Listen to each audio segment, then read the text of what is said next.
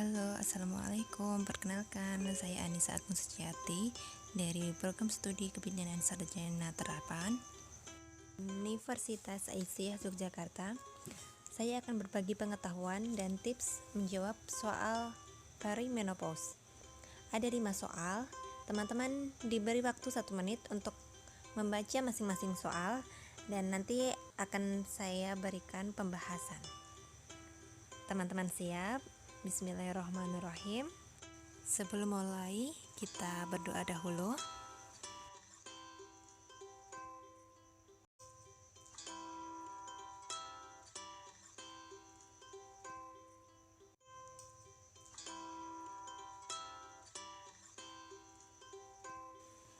Doa selesai. Sudah siap, teman-teman? Baik, soal pertama.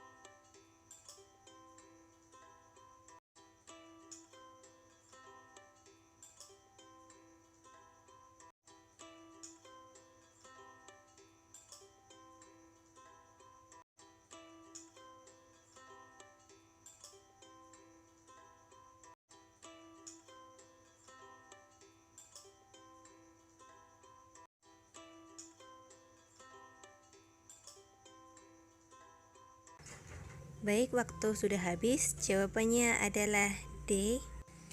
Perubahan hormonal selama masa perimenopause. Yuk simak pembahasannya.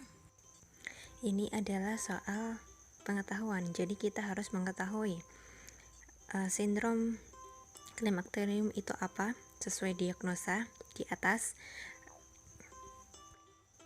Sindrom bisa dikatakan gejala. Klimakterium adalah peralihan masa reproduksi sampai senium. Berikut adalah masa-masa klimakterium. Masa-masa klimakterium ada 5, yaitu pramenopause 46 sampai 50 tahun, kurun waktu 4 sampai 5 tahun sebelum menopause. Perimenopause 50 tahun, peralihan dari masa pramenopause ke menopause. Menopause 50 sampai 55 tahun, yaitu henti haid seorang wanita. Pasca menopause lebih dari 55 tahun, kurun waktu 1 tahun setelah menopause. Senium yaitu lebih 60 tahun, wanita telah mencapai keseimbangan baru dalam hidup. Jadi, sindrom klimakterium karena menurunnya estrogen saat masa perimenopause. Dilihat di sini sangat menurun sekali, tajam sekali, dan berangsur-angsur stabil di masa menopause dan post-menopause. Jadi, bila kita memilih A, pemakaian kontrasepsi hormonal kurang tepat karena ibu masih menjadi akseptor AKDR. Dan bila kita memilih B, olahraga teratur untuk memperkuat tulang kurang tepat karena data penunjangnya tidak ada. Lalu bila kita memilih C, diet tinggi kalsium untuk mencegah osteoporosis kurang tepat karena data penunjangnya tidak ada.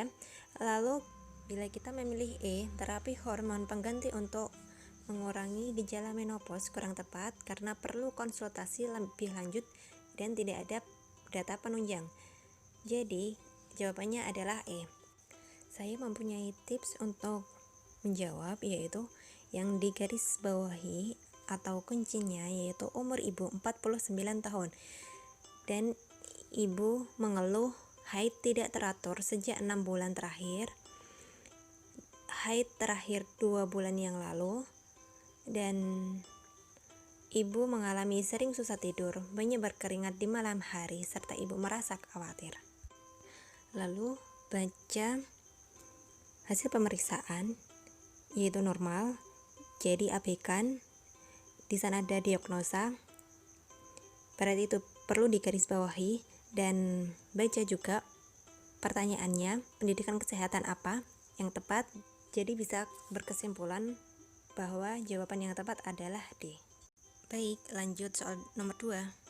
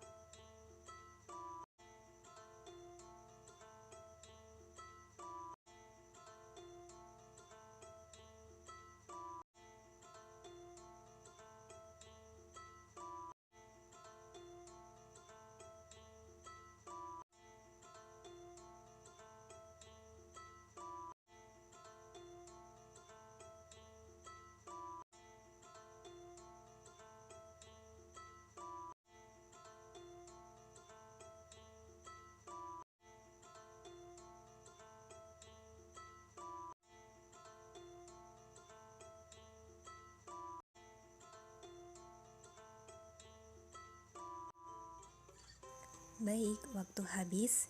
Jadi jawabannya adalah E, perimenopause.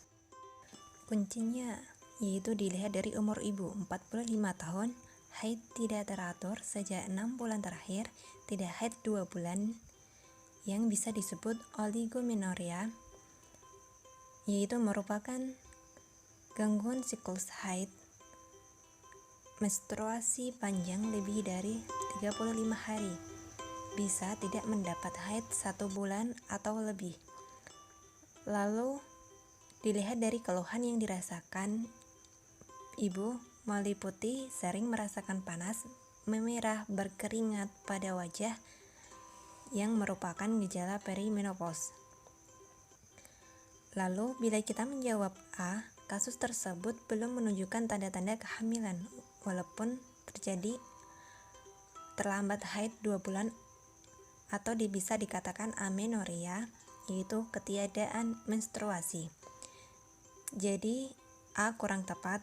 Lalu bila kita menjawab B, menopause, dikatakan menopause bila tidak mendapat haid selama 1 tahun, jadi B kurang tepat. Bila kita menjawab C, amenorrhea, yang disebut ketiadaan menstruasi, kurang tepat karena hanya ada satu data pendukung, yaitu terlambat haid 2 bulan. Bila kita memilih D, polimenorrhea, kurang tepat karena polimenorrhea merupakan gangguan haid berupa siklus haid yang lebih singkat dari 21 hari. Bisa mendapat haid 2 kali dalam sebulan. Jadi jawaban yang tepat adalah E, perimenopause. Dan perlu diingat kembali, gejala perimenopause bisa jadi ibu mengalami oligomenorrhea atau poligomenorrhea. Dan perlu diingat kembali, bila kita menjawab soal, kita harus mengumpulkan lebih dari 1 data pendukung. Akan lebih baik bila lebih dari 3 data pendukung. Silahkan dilanjutkan soal nomor 3.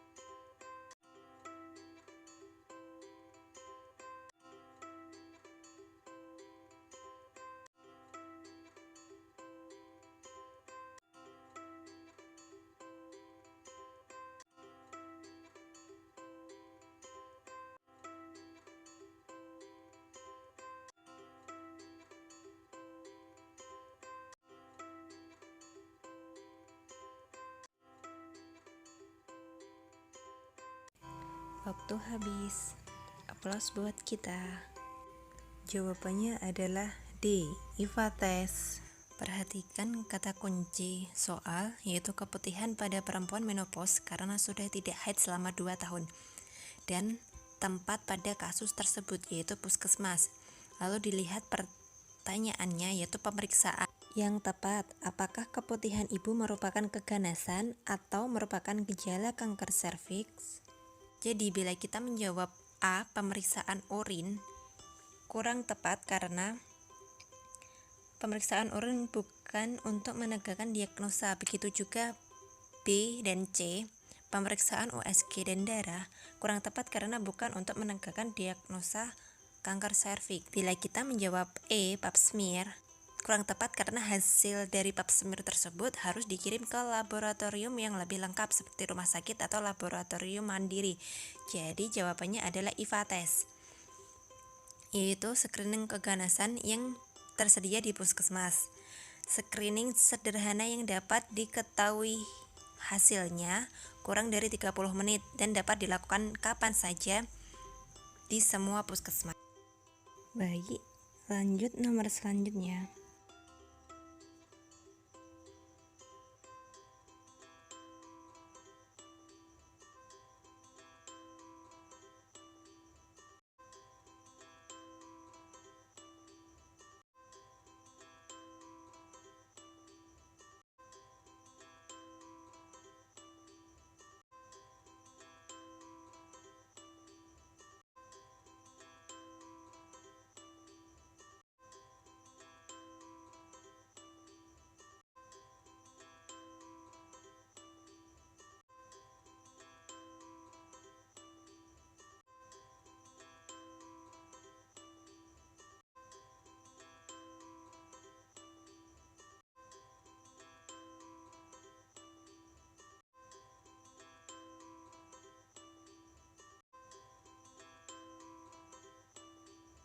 Alhamdulillah, waktu habis. Berikan aplaus kepada kita. Jawabannya adalah A, biopsi. Mari kita simak pembahasannya. Kunci pertama yaitu keluhan. Keluar bercak darah setelah bersenggama dan mengalami keputihan. Merupakan salah satu gejala dari kanker serviks. Berikut adalah gejala kanker serviks dari Kemenkes. Gejalanya yaitu keputihan atau keluar cairan encer dari vagina, perdarahan setelah senggama, timbulnya perdarahan setelah menopause, nyeri panggul atau pelvis atau perut bagian bawah. Pada stadium lanjut, badan menjadi kurus kering karena kurang gizi, edema kaki, timbul iritasi kandung kancing, dan poros usus besar bagian bawah. Kunci kedua di pertanyaannya, Pemeriksaan yang dapat mendiagnosa kanker serviks.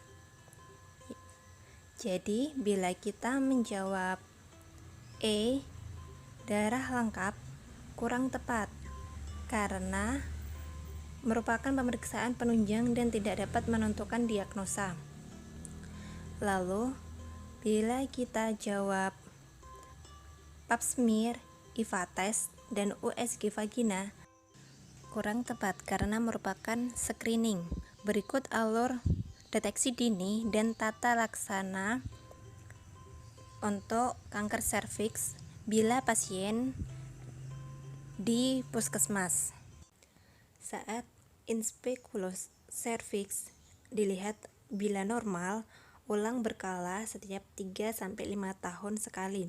Lalu bila positif, yaitu ada bercak putih, dilakukan pap smear dan dilakukan terapi krioterapi. Dan bila curiga kanker, lalu dirujuk untuk biopsi. Tes IVA atau inspeksi visual asam asetat adalah salah satu pemeriksaan untuk mendeteksi adanya lesi prakanker pada mulut rahim. Tes IVA dilakukan dengan pemberian asam asetat konsentrasi 3-5% pada mulut rahim, kemudian ditunggu 1 menit, dan kemudian dilihat oleh dokter bidan atau petugas yang memeriksa.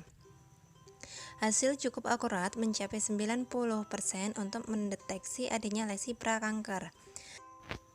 Pemeriksaan pap smear adalah salah satu metode pemeriksaan screening kanker serviks, yaitu dengan pengambilan apusan sel epitel mulut rahim yang akan diperiksa memakai mikroskop untuk mendeteksi lesi prakanker dan kanker serviks.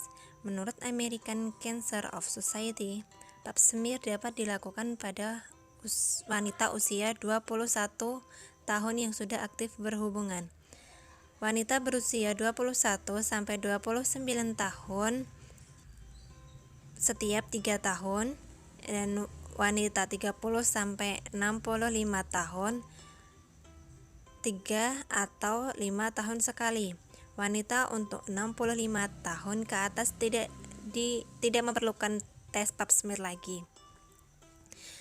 Lalu hasil pemeriksaan pap smear yang tidak normal membutuhkan pemeriksaan lanjutan seperti biopsi untuk mendeteksi apakah ada sel kanker atau tidak. Sedangkan USG transvaginal yaitu dengan memasukkan alat pemeriksa ke dalam vagina untuk melihat kondisi di dalam rahim apakah ada lesi atau kelainan, bukan untuk menentukan diagnosa. Biopsi dilakukan dengan mengambil jaringan dari serviks untuk dilakukan pemeriksaan di bawah mikroskop untuk mengetahui adanya sel prakanker atau tidak. Melalui biopsi, dokter dapat memastikan keberadaan sel kanker dan sejenisnya. Baik, mari kita simpulkan. Dari penjelasan sebelumnya, kita mempunyai 3 kata kunci. Kata kunci pertama yaitu keluhan, keluar bercak darah setelah bersenggama dan mengalami keputihan. Lalu, kata kunci kedua yaitu pemeriksaan yang diperlukan untuk menegakkan diagnosa.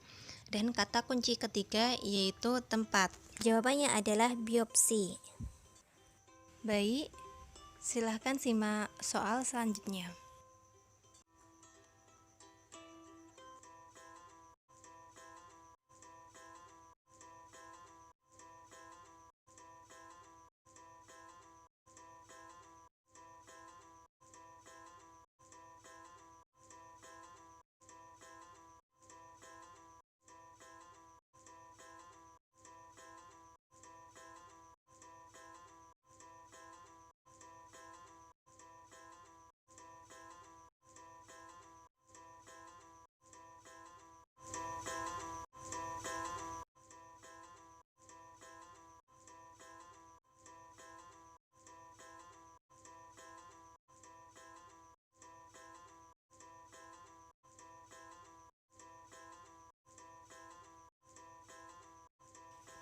Baik, waktu habis.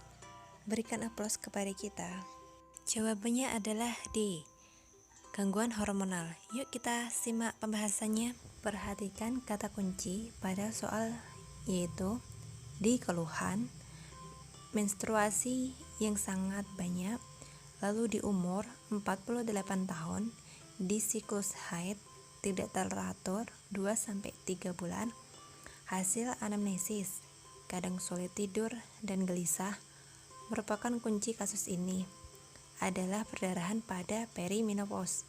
Berikutnya hasil pemeriksaan tanda vital dalam batas normal, jadi diabaikan. Lalu abdomen tidak teraba massa, in speculo darah mengalir dari OUI, tidak disampaikan adanya darah yang keluar berbau atau kelainan pada organ genitalia merupakan kunci kasus ini. Perdarahan bukan disebabkan oleh infeksi, neoplasia, maupun karena penggunaan kontrasepsi karena tidak dijelaskan riwayat perdarahan sebelumnya dengan sebab masih menggunakan kontrasepsi. Menopause bukan pilihan karena menopause sudah tidak mengalami haid selama 1 tahun. Untuk tambahan, neoplasia merupakan pembelahan sel yang berlebihan dan tak terkoordinasi. Nama lain neoplasia adalah tumor. Terima kasih telah belajar bersama. Mohon maaf bila ada kesalahan. Sebelum mengakhiri pembelajaran kali ini, mari kita berdoa bersama.